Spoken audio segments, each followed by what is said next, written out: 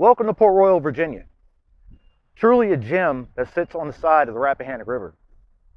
This town has over 300 years of history that you're going to learn a little bit about throughout the day. Started out with the Algonquin Indians. Then it was chartered in 1744. You also have a place where George Washington himself stayed and where John Wilkes Booth came after assassinating President Abraham Lincoln. Welcome to History Underground.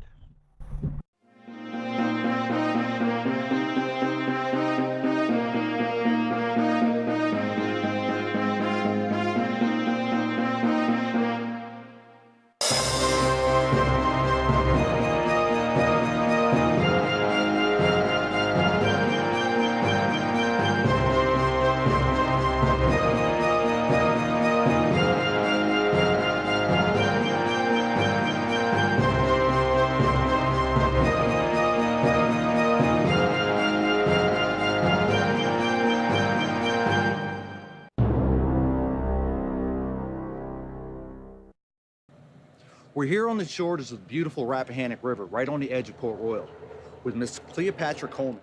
Give us a timeline. Walk us through the history that started right here at the port, and tell me why this port is so important to Port Royal. I do have a passion for history, and I do know something of the history of this river and its importance to this town. After all, the river served as the foundation, the reason really for the founding of the town's importance, really, years and years ago. The first inhabitants, of course, along the banks of this beautiful river were the Native Americans. Their villages were along these banks. They were soon followed, of course, by immigrants from Europe, particularly from Scotland and from England. And those first families of colonial Virginia began to build their wonderful homes along the banks of the Rappahannock River.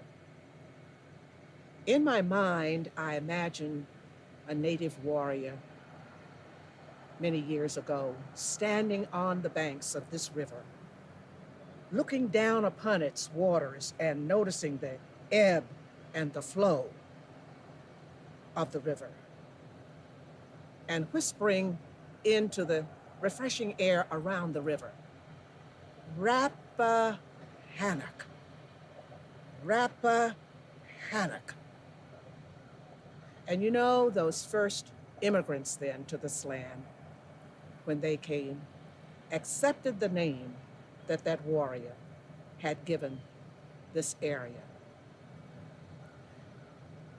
It's always been a potent, a powerful partnership here between the peoples who lived along its coast.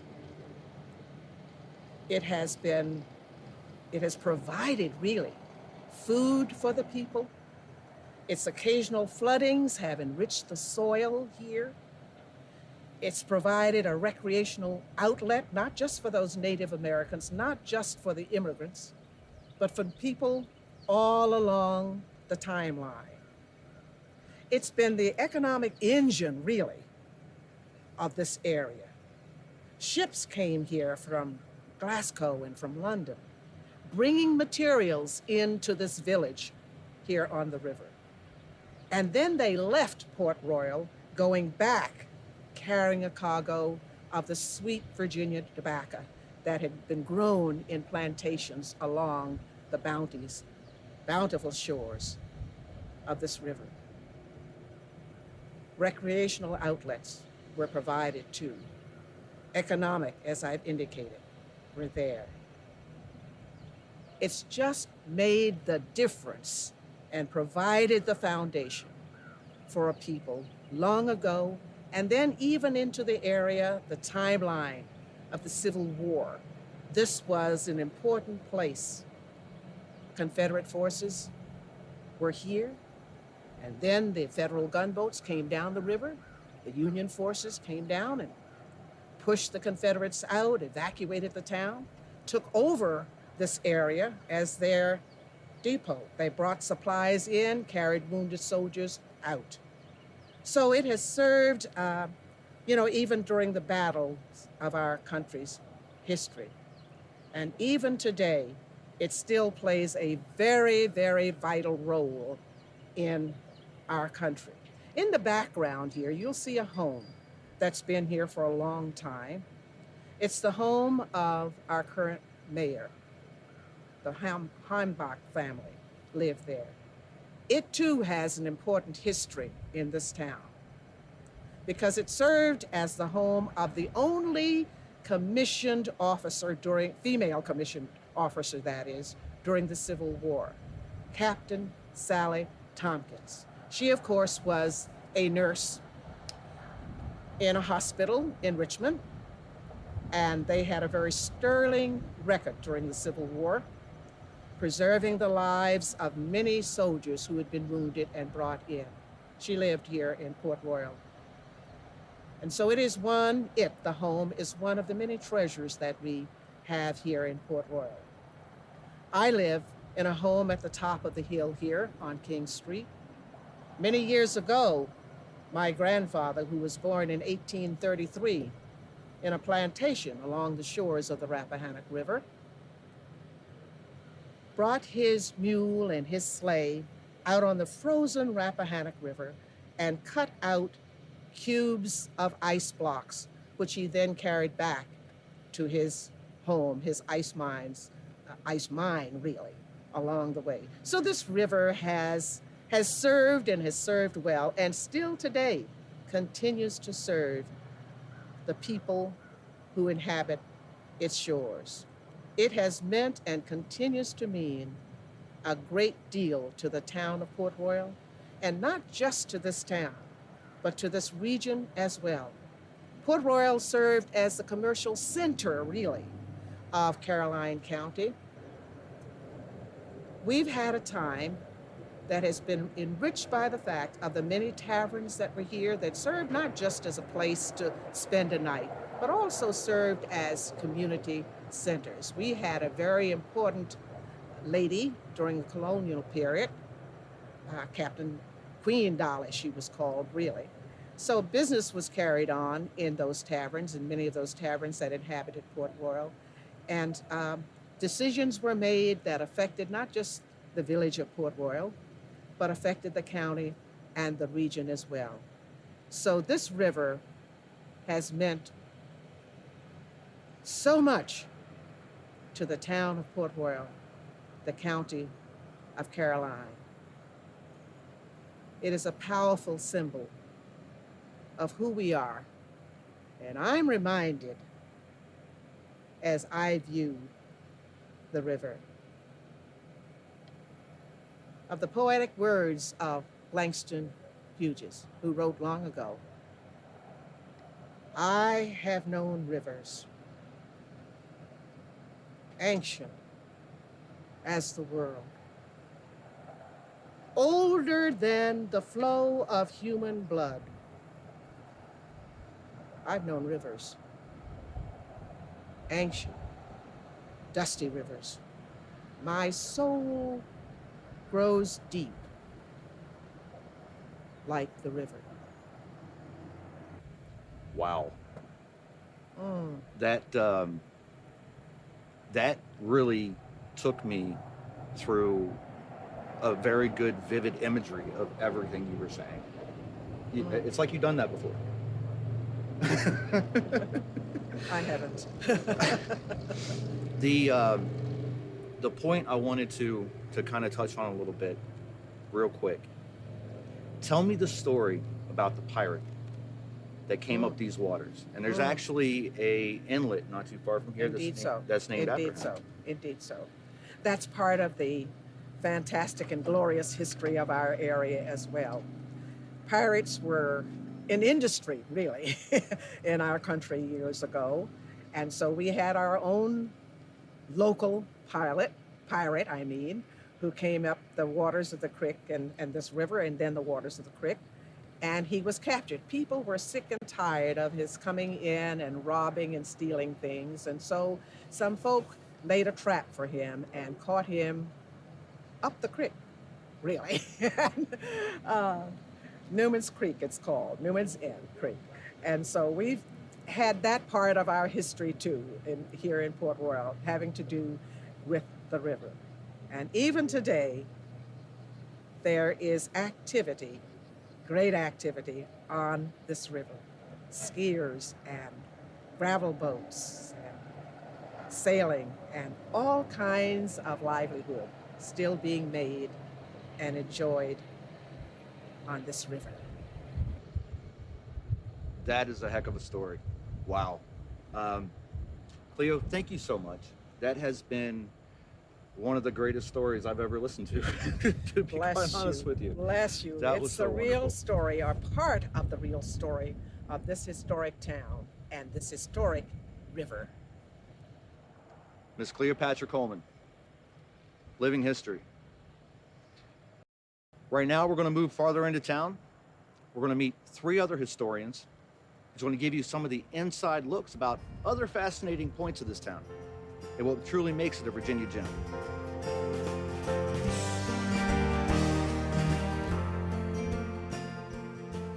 Our next stop on our walk through history of Port Royal is here at the Museum of Medicine, which was actually built in 1851, but the town itself was noted as being kind of the medical central point for the area of King George and Caroline County. It had 3 doctors over its lifetime, and we're here with Mike Newman, who's actually the town crier. Now, some of you guys may not know what that means, but it doesn't mean he whined a lot. No, town criers typically were the ones who told people of major happenings in the village or town itself, way back in the day. So, Mike, thanks for having us, and tell us the great history of this office. Glad to have you here. Actually, has been a physician in the area of Port Royal since approximately 1723, practicing somewhere in the environs and probably even in the town itself. Doctors would be practicing from their homes, maybe even from the back of a tavern, a shop, or whatever. It wasn't until 1851, though, that they actually had a place where they would actually practice medicine and people could come. So this building was erected across from St. Peter's Episcopal Church, which still stands, adjacent across from that, and it was in such poor condition that the owners were considering burning it down. Historic Port Royal thought they could save it. They took it apart, brought it to this lot, put it back together. Some of the elements of reconstruction reconstruction are parts used from the original building, but of course a lot of it has had newer materials, but been done as close to accurate as they could for a 19th century building. I mean, the beaded siding, the floors, everything, the doors. You know, they tried to keep it true to what it would have looked like in the 1850s. Now, so you actually have some people that still live in this town that were patients in this very office. Oh yeah, not only that, people have come in here. Several weeks ago, we had it open for tours, and it was amazing. At least 7, 8 people from King George and different parts of Caroline County came in that had been treated or had relatives treated in this office by physicians. I found that really interesting. You know, they could come in and tell you, well, where things were, how things were set up in here. Look at these instruments here and say, oh, I remember that. You know. Right. Yeah. Yeah. You can really tell by coming in here. You know, some of the more archaic ways, if you will, of extracting tonsils. You know, I know you guys have a joke about, it's like, you know, do you still have your tonsils? And you show this, you know, medieval looking device. Yes, we do. What was amazing though was the nurses, practicing nurses that would come in here and just be, I mean, they fell in love with this place because of the equipment they would see in here that they maybe had heard about and all, but had never really seen. And I mean, they would get on the phone. I actually saw them get on the telephone and call other medical professionals say, you need to come in here and look at this, you know. Right. And it was just a lot, I mean, it was a great day. It was a lot of fun. And Now, explain a little bit about the importance of this particular doctor's office as it relates to the history of Port Royal. Well, for one thing, as I said, it's centralized. We had an actual doctor's office, you know, rather than searching out for a doctor. There was a doctor here. If there's a problem, you know, you could come in. 2/3 of the building was actually a waiting room. And, you know, the doctor would see you now and they would come in here, and whatever treatment needed to be done, if it could be done locally, was. I really don't, I mean, it did everything from tonsillectomies, I'm pretty sure, to appendectomies. Something maybe more involved may have had to go to a more specific and maybe a larger hospital. But I think for everyday arms, splints, like I said, tonsillectomies, things like that, it could be done here. You know, setting of bones, that kind of thing. Diagnoses, you know.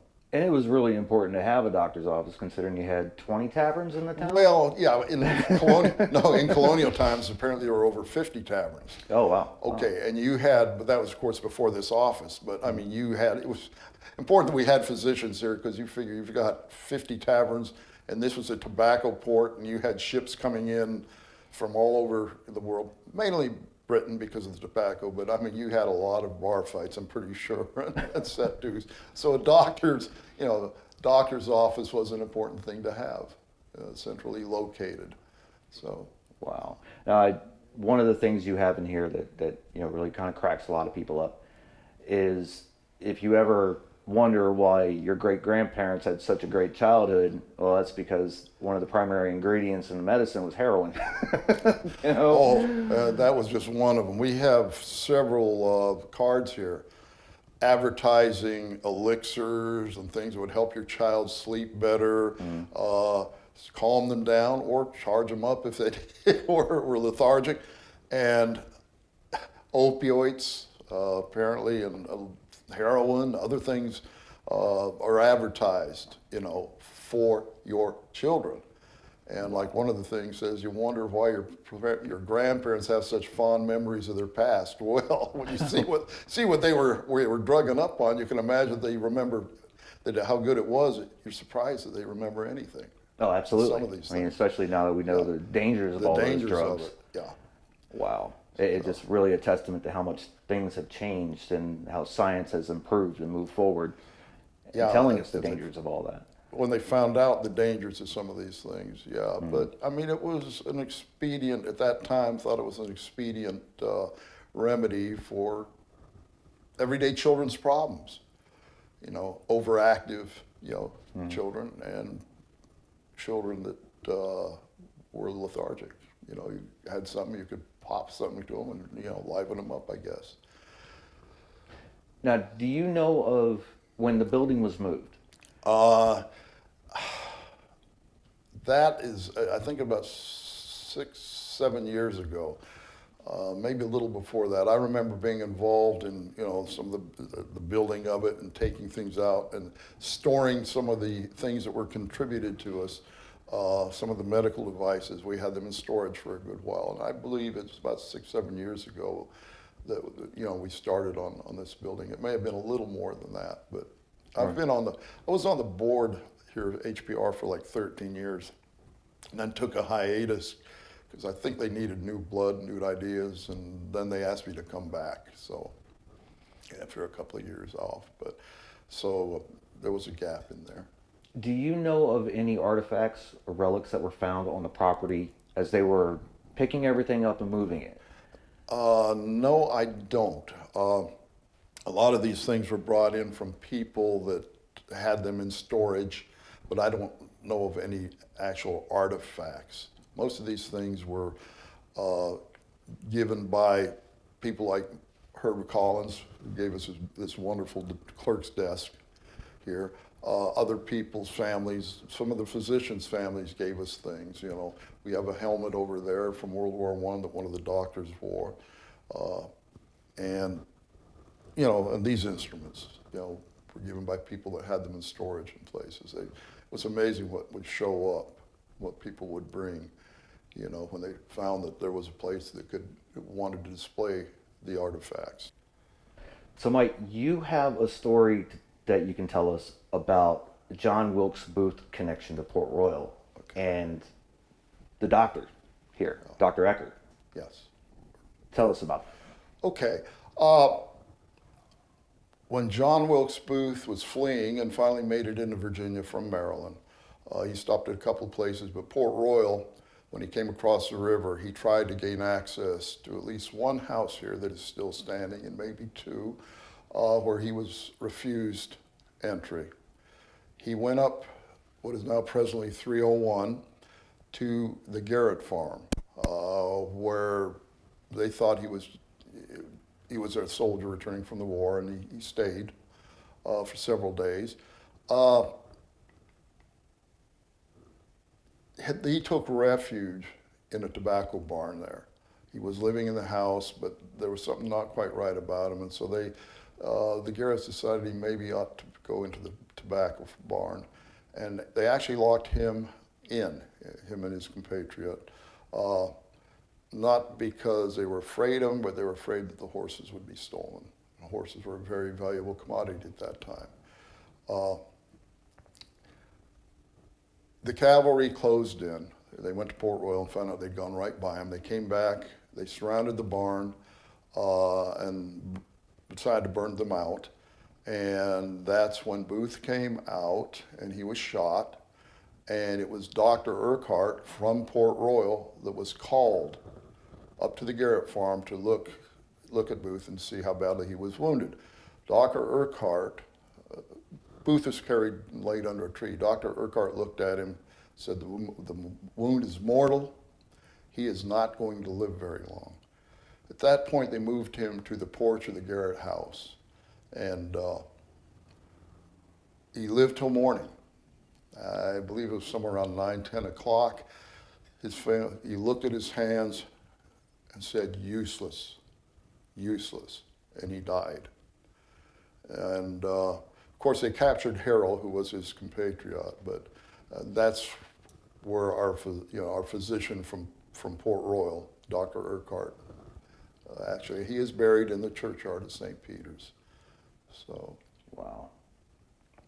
Well, Mike, thank you again for all of this great information. And you guys can see how Port Royal has played, so far, many key points in our America's history, starting from the Native Americans, even some pirate history, and even an assassin. So next we're going to head up to a gallery and see some beautiful paintings that'll tell a little bit more about the story of Port Royal.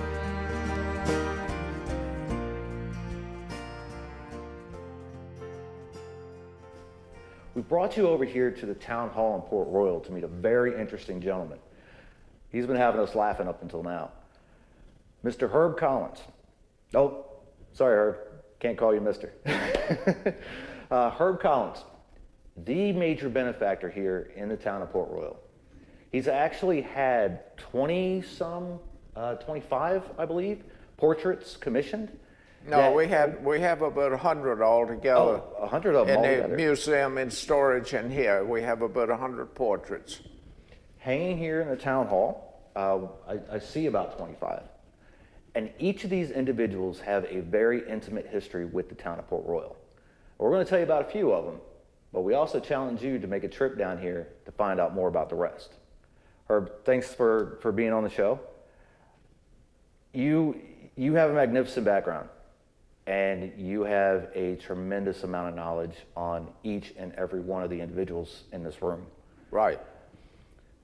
Tell me, which one is your favorite? I don't have any favorites. They're all of my favorites. I wouldn't have them in here if they hadn't been my favorites. Fair enough, fair enough. I understand one of these portraits actually has a signer of the Declaration of Independence. That's John Penn. His father was Moses Penn. He wasn't a very good father to him. He died when John Penn was a young boy, and Edmund Pendleton, whose portrait is in here, raised him. And he signed the Declaration of Independence from North Carolina because he went there later in life. He was not loyal to the crown. They fined him a penny, which is the least they could fine him. He got insulted and went to North Carolina.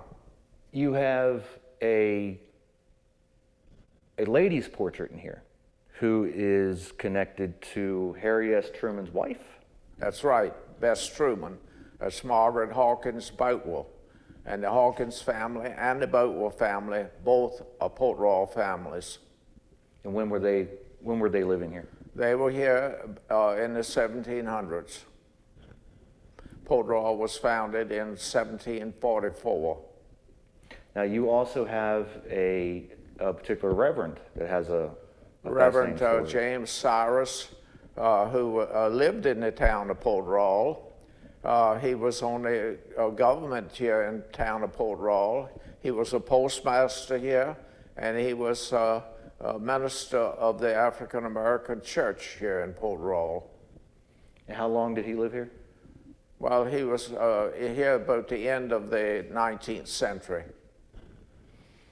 You were telling me a little bit earlier about really how Port Royal was majorly significant along the Route 3 corridor. Right. It was on Kings Highway, which connected all the colonial capitals from Boston to Charleston, South Carolina, and Port Royal was right on the route of it, which brought notables like Thomas Jefferson, George Washington, and George Washington's brother-in-law, who married Fanny, Colonel Bassett. They stayed here in Port Royal. And where did they stay at around here? Where did they stay here?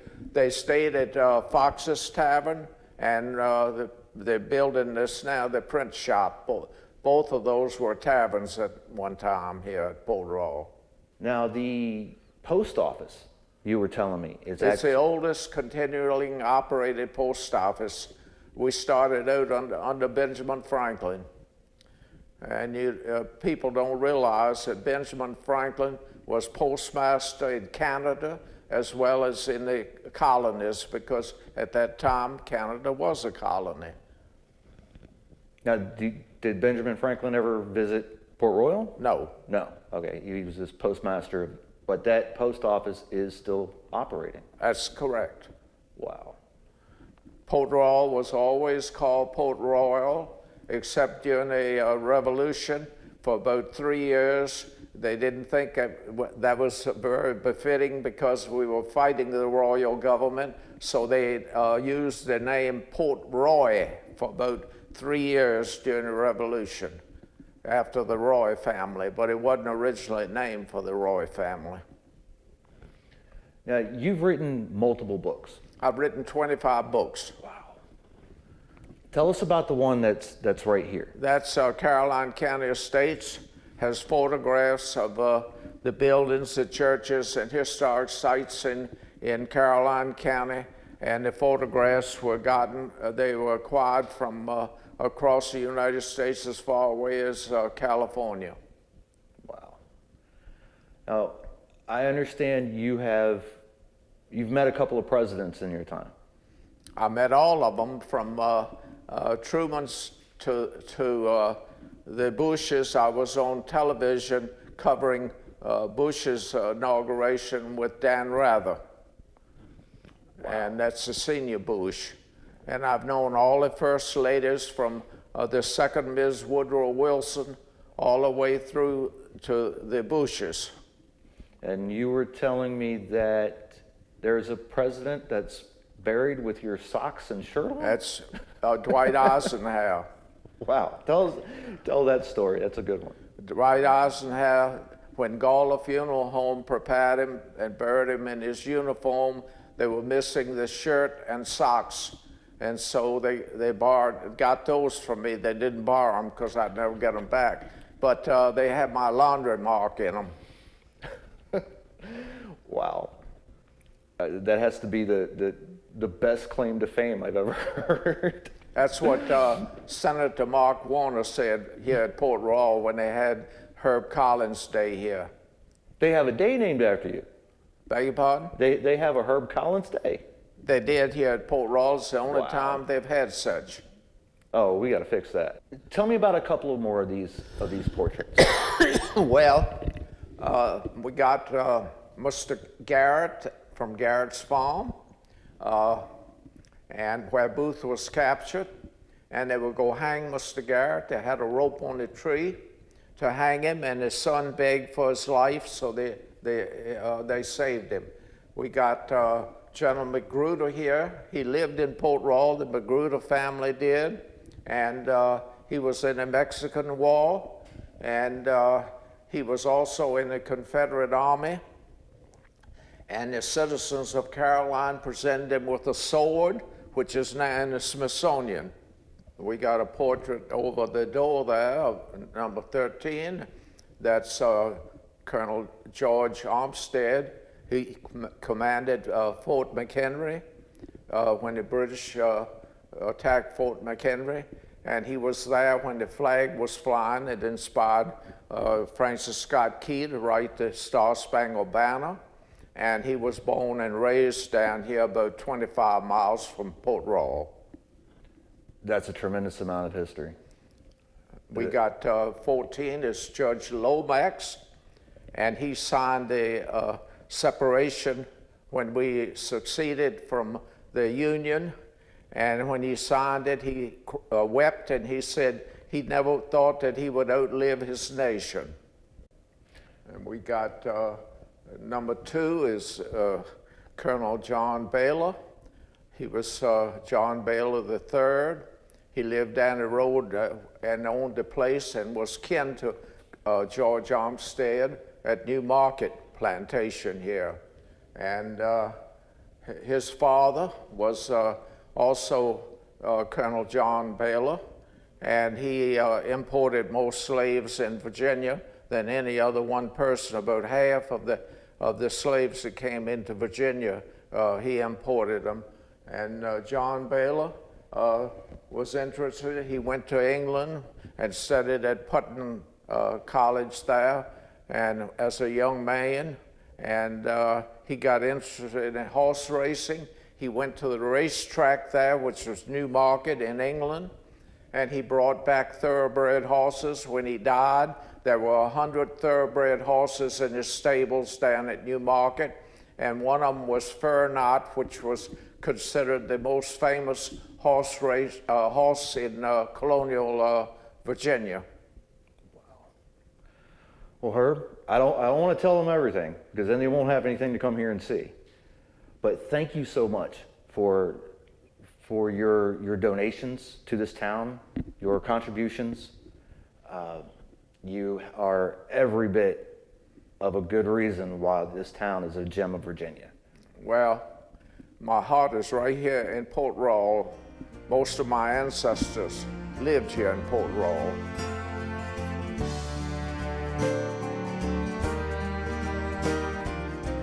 So we brought you over to the Port Royal Museum of American History. We're going to wrap up today by talking to Miss Carolyn Davis, and she's going to kind of give us some of the artifact history that really helped shape this town. Oh, and I forgot to mention, she's affectionately called Cookie. Thank you. Hi, Cookie. Welcome to the Museum of American History. Thank you. We are delighted to have you here on Route 301 today to show you some of the things that we've found. I'm going to start with the Arrowhead collection here, which most people really love to see, because one woman, Mrs. Skinner, and she has her name done in arrowheads, collected over 10,000 right here on the Rappahannock River. Wow. Her house was on the water. She walked the fields where the farmers plowed, and when you turned over the land, the shine, the glow would show, and she collected them. So we're very proud to have this collection given to us by her sons. She is deceased now, but we have wonderful things from the biggest stones to the grinding stones, and all in her collection. We also know that Ms. Skinner was in on the dig at Camden Farm when silver medallions for the king were made, for the kings, for Powhatan and people like that, made by the king in England to give as, and 2 of them were found on Camden Farm, Wow. which is very rare. So would have that meant that that particular chief was given to, or would that mean that there was 2 separate chiefs that? That is a question we don't know the Oh, answer okay, to. okay. We're No, really fair not enough, sure fair who enough. they were given to at this point. Okay. But history tells us they were made to be given to chiefs. Now we had Mattaponi. These were all the Indians of the Rappahannock. The Mattaponi and the Chickahominy were in this area also, and they crossed, with the Arabs. So we have many different ones. But the interesting thing about Mrs. Skinner was she made these lovely portraits by designing things and putting not only her name as she did there, but she could do an owl, she could do a duck, she could do a beaver, and just wonderful things for Thanksgiving. We bring out a turkey, a beautiful turkey that she's made. So this is a very wonderful donation by her family, and we've been very appreciative of it. We can't even put them all on display. We have that many. Wow. And so as we come on down, I would like you to see some more things that we have here that talk about the early days following the Indians. We had the colonial period at Port Royal, and this is Roy's warehouse. Roy's warehouse was right here on the river, and by 1727, the county was formed, and this warehouse was already here. And of course, everything belonged to England in those days. It was a royal warehouse, and the people that ran it had to get permission in Williamsburg to run it, and all the tobacco that was brought in these barrels called hogsheads were rolled down the road from the plantations. Now this rolling road became Route 301, goes right to the river and crosses. So Roy's warehouse, the really interesting thing to me is that one of the first people to run this when Mr. Roy died was his wife.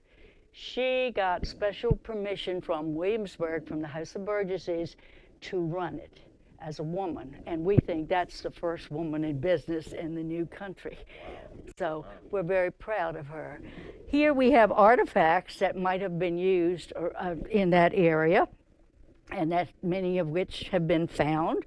And as we go on down, knowing more about the river transportation and how important that was, we find that in the next period, there was another form of transportation that was equally important for us here at Port Royal, and this is the stagecoach line. And we have here a stagecoach coming into the Woolfork stage lines at Green Falls. And this painting here and this copy here are all done by Sidney King. There is a much larger one, but this one for our exhibit shows the 1770 English blunderbuss that would have been kept under the seat, you see. And then this, some people don't know, these are stairs for ladies like me with the big dress, and it hooks right under the seat there. Now, did the women wear a lot of heels back then? Because that looks a little... No, they didn't wear many heels in those days. Very little, I'm told. You were on your feet a lot in colonial days, but the blunderbuss, the horn that was blown, the doll case that the children would have carried their precious china dolls in as they went. And in this collection, we also have the farm life, the rural life is shown here by Sidney King. And we have other paintings in the museum. He was a friend of Herb Collins, who has collected many of the things that you'll be seeing today. And we're very pleased to have these things here in a museum. Well, you have a few things from A.P. Hill. I understand do. The big Army military base right up the road. Well, they took 77,000 acres of this county, and this was in the early 1940s, and we needed a base to train soldiers. So we've all accepted that now, but for a while it was difficult for some people because they had to sell acres of land and houses and move, and much of it was destroyed. Today there's only one house of a family still there, and it was used for offices and doesn't even look the same, and one school and one church that were preserved. But in the meantime, we have some artifacts that I'd like to show you. Civil War days here, this is a diorama made in Irvington of the Pratt Farm, Camden, and you'll see the house here. This house took fire from the river of the northern boats, and they actually knocked that cupola off, and it was never put back, but the rest of the house is there and has been kept beautifully. The original curtains are still in the parlor. The original curtains, it's been kept that well, and is in the same family today. Route 17 runs through this area, and Fort A.P. Hill is in the wooded area today. So as we move on through some more Civil War things, I have quite a few things over here that I'd like you to see about the Civil War. And we have a carbine here, a Spencer carbine, which was the type used by Booth at Garrett's farm. We have other Civil War souvenirs and things here, but we have some actual money from the Confederacy here, and also some little mini balls and other things that have been dug up in the area and found. We have belt buckles, we have a cannonball. But one of the most interesting things we have, I love this, if you'd help me hold it up a little bit, this is an actual hinge from the barn where Booth was discovered and killed. And as you can see, it's rather heavy. Yeah. It's documented. Sidney King, the artist, went out to do some paintings for the Park Service, and they allowed him to actually keep the hinge and put it into some of his work. And I have pictures here that he has done. This is one where you can see that same hinge right here, the long hinge at the top of the barn where he was captured. And today, all of that, of course, belongs to A.P. Hill, and the house is gone. There's not even a brick left. They told an interesting story for years that if you wanted to get rid of bricks, just dump them out there on Route 301 and they'd all be gone by morning, because people were getting a brick from the foundation of that house. The sign is there. Someone stole it not too many years ago, and 2 years ago had to be replaced. But it does tell the story of Richard Henry Garrett's farm, and the fact that he really thought he was just helping a buddy of one of his children. He had no idea that the man had killed Lincoln, because communication was not fast like today. Right. Makes a big difference. But we have Sidney King, who has painted so many historical pictures that shares what the history was really like and what things were like in those days. And that's a self-portrait where he's painting a painting, and if you look, you can see the battleships and things, and that's his home. He did come here to Caroline when times were tight in Boston, and looking for work as a sign painter is how he started out. And then Jamestown discovered him, and he did all kinds of wonderful big posters and things for them outside. So he's been a friend to Herb Collins and a friend to us with the movies that we have. Today we have had a wealth of knowledge about the wonderful Virginia gem that is Port Royal, Virginia. I invite you to come down and see a lot of the other artifacts that are here. They actually have a replica of the writing desk that Thomas Jefferson used to draft the Declaration of Independence. They have a whole room of authentic White House china from multiple presidents. They have another whole room full of furniture, period furniture. The craftsmanship is amazing. So I thank you for joining in, and I thank Miss Carolyn Davis, Cookie, You are so welcome. for allowing us Come the and time visit. today. But we definitely invite you to come and see Port Royal and learn some of the other history that we didn't mention today. Appreciate your time.